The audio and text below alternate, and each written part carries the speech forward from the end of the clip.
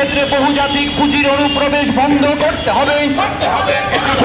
সমস্ত কৃষক ও ক্ষেত মজুরদের মাসিক 10,000 টাকা করে পেনশন দিতে হবে। সারের কালোবাজারি বন্ধ করতে হবে। আপনারা জানেন, ঐতিহাসিক দিল্লিতে কৃষক আন্দোলনের পর সরকার বাধ্য হয়েছিল 3টে কালা কানুন কৃষিতে যে এনেছিল এই কালা কানুন বাতিল করতে।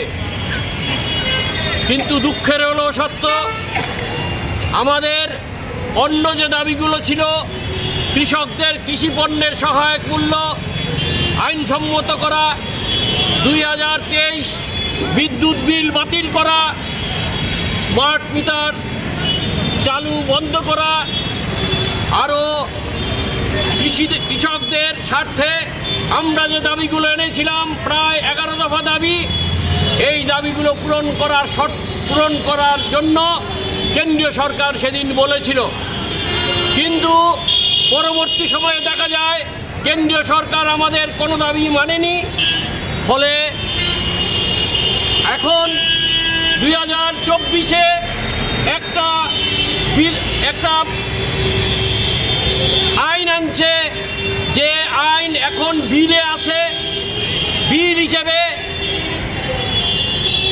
একটা আইন এনেছে যেটা কৃষক স্বার্থ বিরোধী। আমরা এই কৃষক স্বার্থ বিরোধী বিলকে বাতিল করার জন্য, যেটা এগ্রিকালচারাল মার্কেটিং আইন হিসেবে তারা আনছে, যে এই আইনকে যদি আপনারা বিচার করেন তাহলে দেখবেন এই আইন কৃষক বিরোধী, এবং এই কৃষক বিরোধী আইনকে বাতিল করার জন্য আজকে আমরা এখানে সমবেত হয়েছি। এবং এআইকেকেএমএস একমাত্র বিপ্লবী কৃষকদের সংগঠন হিসেবে সারা ভারতবর্ষে রাজ্যের রাজধানীগুলোতে আমরা জমায়েত হচ্ছি কৃষক ক্ষেত মজদুরদের নিয়ে।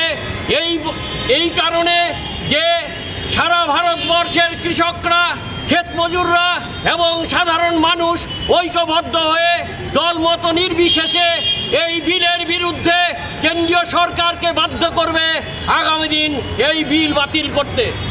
বন্ধুগণ, আমি এআইকেকেএমএস এর পক্ষে সম্পাদক কমরেড সুব্রত চক্রবর্তী।